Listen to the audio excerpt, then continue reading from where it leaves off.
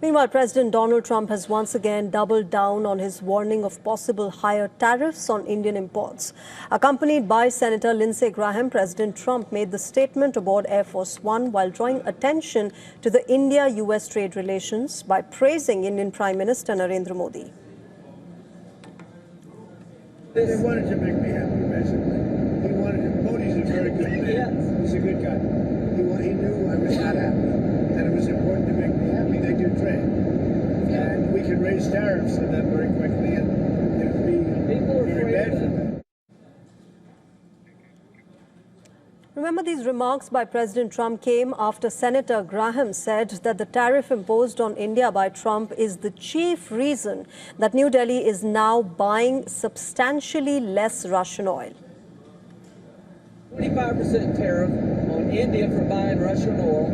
I was at the Indian ambassador's house about a month ago, and all he wanted to talk about is how they're buying less Russian oil. Would you tell the president to relieve the tariff?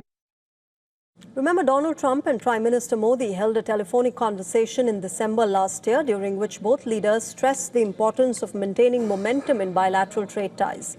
India-US trade talks began earlier in 2025 but faced disruptions after the United States imposed tariffs on Indian imports, reaching as high as 50%. And for more on this, our Assistant Editor for Foreign Affairs, Siddhant Sibbal, has sent us this report from New Delhi.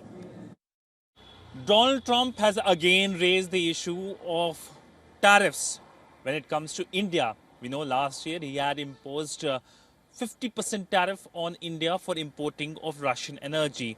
Now, in new comments, he has warned of a tariff and also talked about the need to cut the import of Russian energy for India, along with Senator Lindsey Graham.